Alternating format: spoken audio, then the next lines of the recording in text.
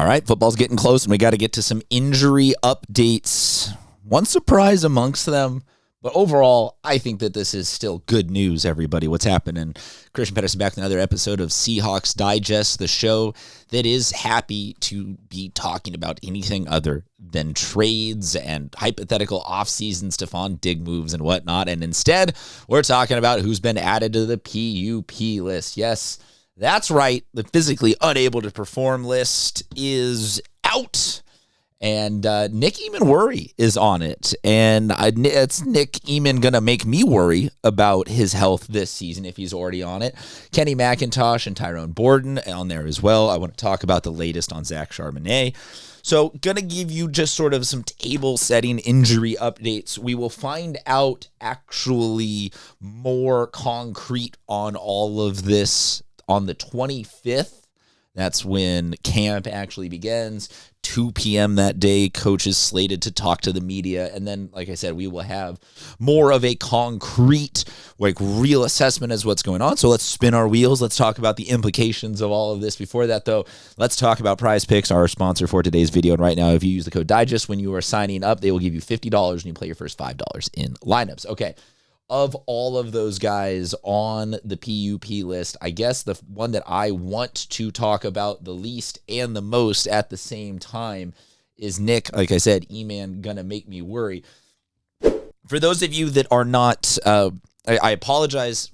As a new show, we got to appeal to a broad spectrum here. So for those of you that know a ton about the gritty of football and know what the PUP list is, I'm sorry for over-explaining here.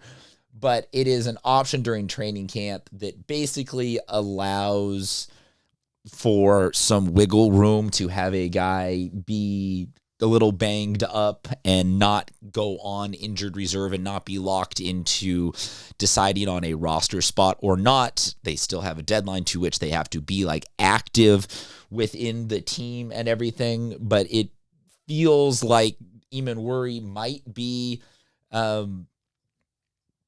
just a holdover, if you will. The overall is that everybody basically is coming back from injuries that were sustained last season and appear to maybe potentially still be lingering. Eamon Worry was out there during off-season activities and is not going to be starting, which I guess that's my little bit of worry is there a possibility that there was some regression in his recovery from his ankle injury that he had at the end of last season, even though he ended up playing almost every single snap in the Super Bowl and seemed entirely healthy and actually gave some quotes about being all good now. As he was quoted in this article, of course, after the Super Bowl ended, I recovered, stayed in Seattle a little bit while everybody left, went back to the East Coast. He is a Carolina native. He recovered, do what I had to do in the offseason, did rehab a lot just to fortify my ankle and make sure there are no problems right now, he said of his ankle. I am, quote, all good now. So what happened then? If I make the what happened reference, I don't know if anybody gets that from Best in Show. My taste in movies is older and older, but I'm a little confused here. If he's all good, what are we doing here? Is this just a leave him to get 110% right and really maximize the amount of rest and recovery he can get before it's a long season? He's good at his job. I do actually, the longer I am around football, I do sort of think that some of the preseason, I kind of amorphously blob that into the preseason games and the training camp and the workouts. It does feel kind of unnecessary at the professional level. Unsure about where to draw the line. I still think that there should be training camp and maybe a game in the preseason or two tops. But to me, at the high school level, it's critical and key because you're still teaching guys how to tackle and not break their neck. And you need to actually install what the I form is and how to power run right and left. At the college level, you're refining skills and are definitely still teaching guys, because sometimes guys come from high school as raw products of, oh, that was just the athlete who got to do whatever, and now we need to focus them into something. But at the pro level, I do sometimes sort of go like, okay, there's the play installs, which are super key, and the coaching, the teaching of the coaching scheme of, hey, here's how we're going to run this, here's how we're going to run that, this is our audible call. But I can believe, actually, low-key, that guys don't need to do it at the pro level, in the sense of, like, I don't think that Nick Eamon-Worry taking 3 weeks off of training camp is going to affect his ability to tackle, or he's going to somehow forget what a cover 2 is. And that, if he's standing on the sideline, like, it's going to somehow magically erase his ability to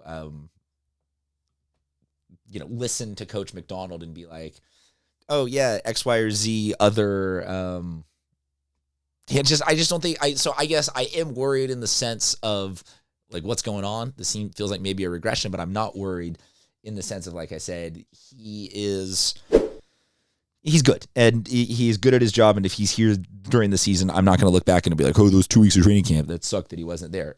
Kenny McIntosh and Tyrone Borden, I guess I'm curious where you guys fall on level of concern about their impact, their depth pieces.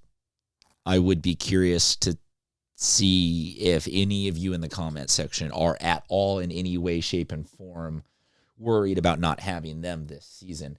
Over to Charbonnet, he was not put on this list. He's still recovering from his ACL tear. We have seen him out there this offseason, making a show of it. His late July checkup is right around the corner, 4 days from now. He has been listed as progressing well and doing a great job in his recovery, according to Jeremy Fowler. And so I think that all in all, my message to you guys is that bumps and bruises are going to happen. There is something there to watch, just cautiously, with Eamon-Worry, but that we've got, I think, a pretty good injury situation overall going on. If these 4 names are really all that we're talking about right now, heading into training camp. Curious to know what you think. Drop a comment. Let me know. Before we get out of here, we got to say one more thank you to Prize Picks, the sponsor for today's video. Great support of the channel right now. If you want to get in on the action, they're America's #1 sports pick app, and the best way to get in on the action. And right now, if you want to get in on the action, use the code DIGEST, DIGEST, when you're signing up. Prize Picks will hook you up with $50 when you play your first $5 in lineups. If you're a returning user, no worries. They got you covered. Taco Tuesday is all Tuesday. Every Tuesday, their board is serving up discounted projections, and close out your week with your Flex Friday. Use Flex Friday bonuses to boost your payouts by up to 40%. Once again, that's code DIGEST, DIGEST, when you're signing up. Thank you, Prize Picks. Thank you guys for tuning in. Thank you, Seahawks, for giving us some football to talk about. Until next time, we'll talk to you soon.